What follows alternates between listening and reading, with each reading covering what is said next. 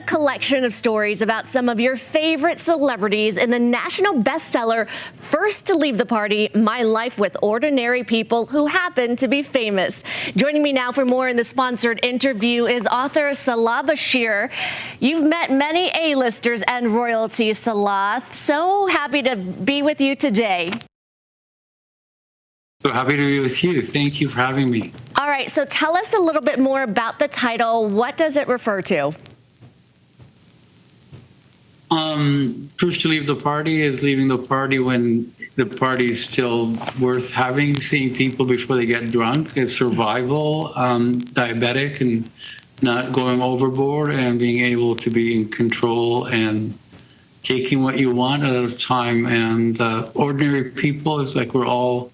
My grandmother used to have a saying that everybody's important, but no one's very important. And I think that's the chapters in there deal with people as ordinary as anyone else, as any friend who you don't gawk over, you don't fawn over, you don't ask what's it like to do your job, but just simple what they did with their life and how they gave back.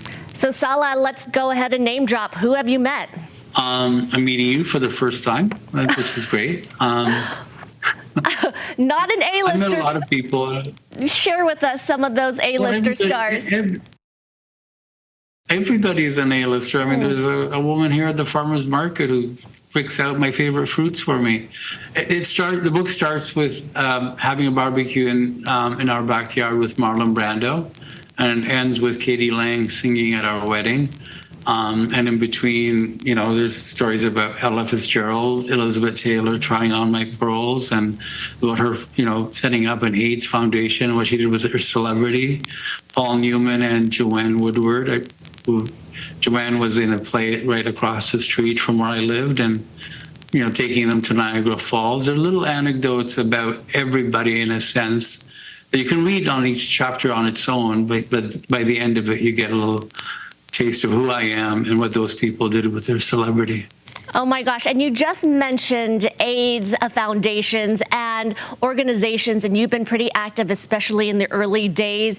You met up with ACT UP founder Larry Kramer, and also about the contributions you talked about with the Elizabeth Taylor and Princess Diana. How amazing was that, and how significant?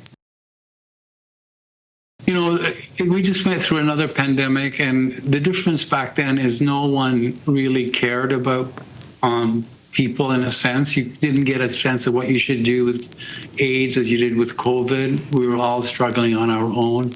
And for people like Doris Day, who hugged Rock Hudson in 1985, before anybody was mentioning the word AIDS, and it was said that after he died that he's in heaven.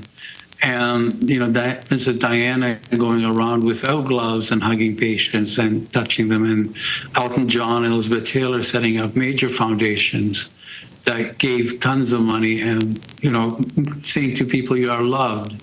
And it's still a problem with stigma. It's still a problem with drugs across the world. And, we've come a long way, and we've almost cured the disease, which is amazing.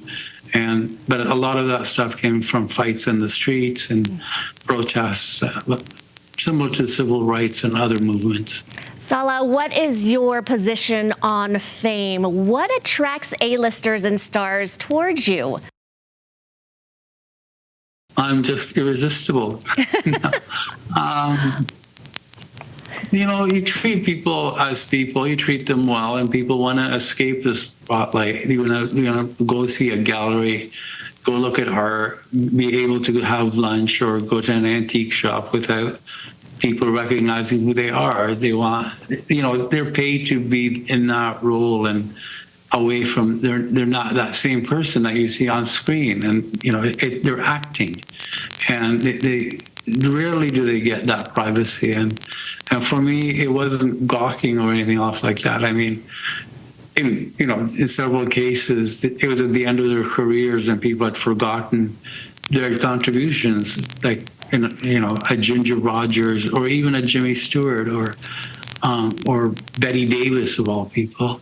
And that's when I put a spotlight back on them and the contributions of what they did, which is what the book's all about. It's my love letter to them. Oh, Salah, thank you so much for joining us. Go get the book. It is First to Leave the Party, My Life with Ordinary People Who Happen to Be Famous. You can get the book wherever books are sold. Take care, Salah. Thank you. Me too. And thank you to Salah Bashir for sponsoring this interview.